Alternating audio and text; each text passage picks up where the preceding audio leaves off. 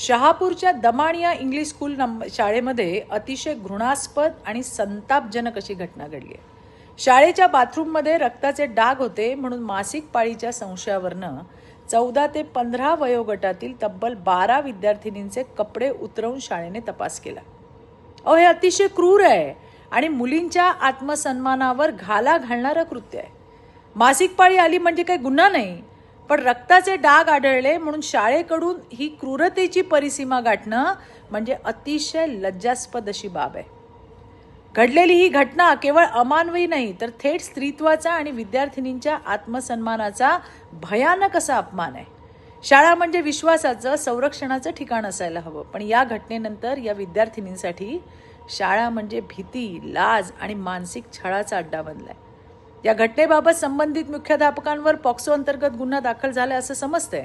याशिवाय जे जे जबाबदार असतील त्यांच्यावर गुन्हा दाखल करण्यात यायलाच हवा, यासाठी मी स्वतः सुद्धा त्याचा पाठपुरावा करणार आहे. शाळेमध्ये विद्या शिकवली गेली पाहिजे, आत्मविश्वास मुलींमध्ये रुजवला गेला पाहिजे.